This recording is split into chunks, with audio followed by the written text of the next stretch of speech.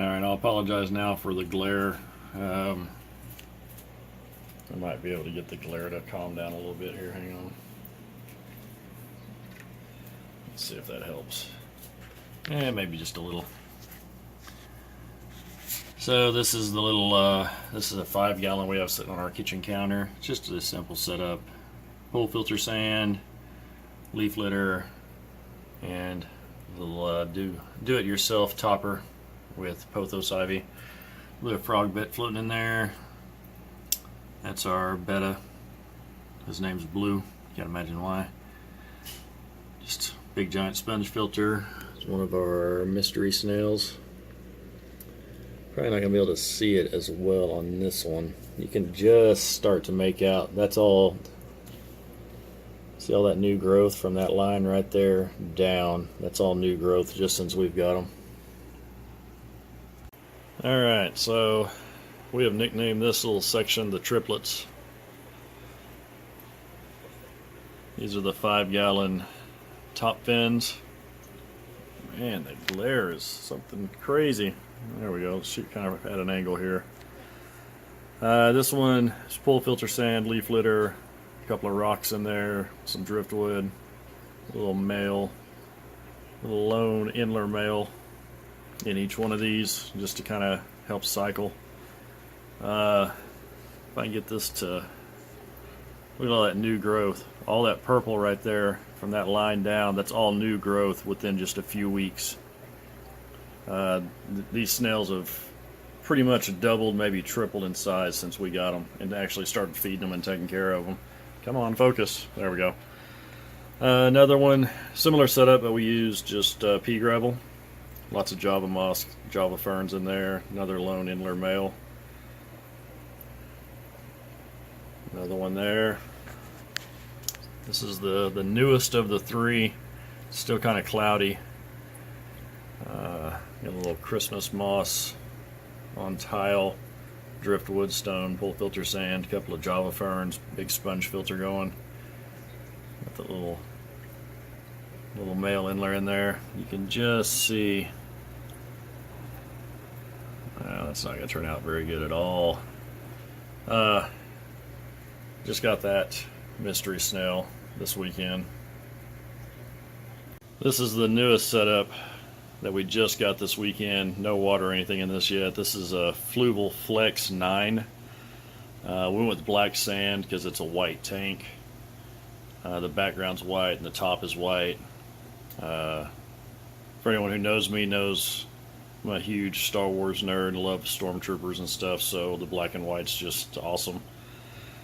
This has turned out to be a little more costly than we expected this setup to really run. The tank itself, you know, they come, it's like $100, and they come with all the filtration. I added some stuff to the filtration. There's 2 chambers in the back, for those of you who don't know about these, and the intake chamber, there's a top water and a low water intake. I built a BioBall tower in here, then that goes into the sponge filter area. But where we were going to put this was, it was going to replace that 5-gallon on the kitchen counter, and yeah, that's not going to work because these are rimless, as you can see right here.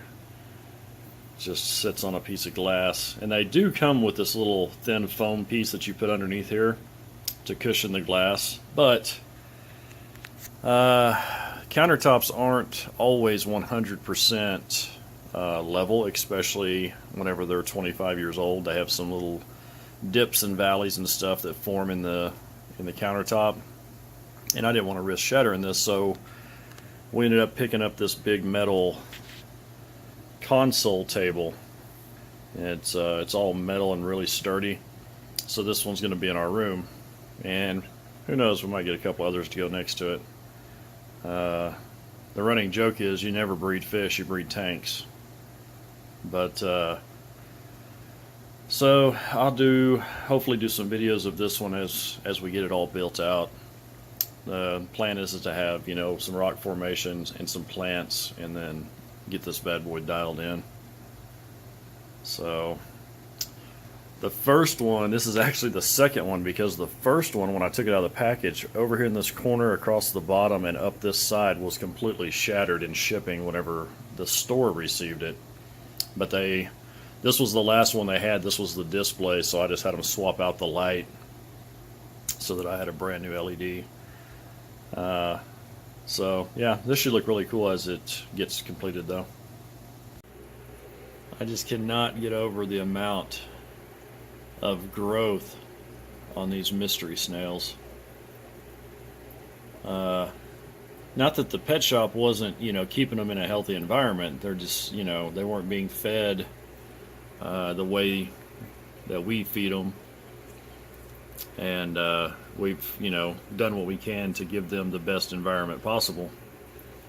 So as you can see right over here, that's an algae wafer that I put in this morning. That'll be gone shortly.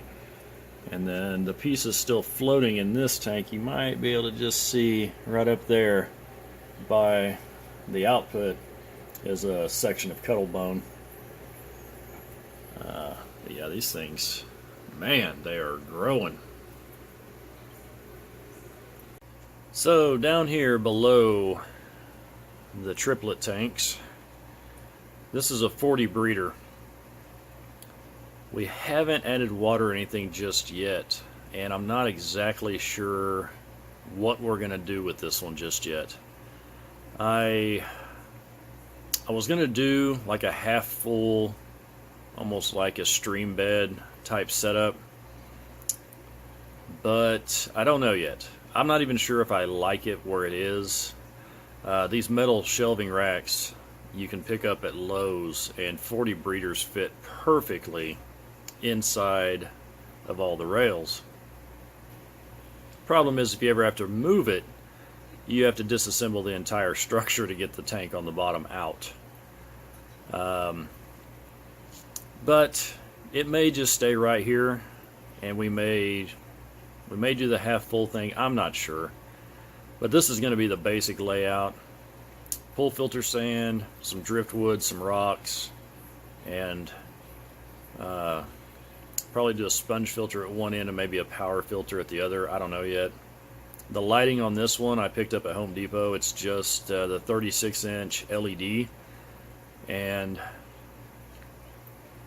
it's really hard to see the intensity of the brightness, but this is a 40-gallon 40 breeder. It's a big tank, and I've got two of those little 36-inch strip lights that's suspended above it, and it lights it up edge to edge. So I think these lights are going to be just perfect. What I did on these is I removed the little lights that come with them, and I put my Fluval Aqua Sun across them, and I think we'll get better results with those. May add another one. I'm not sure, but anyway.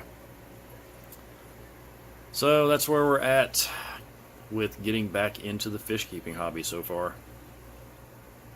Take care.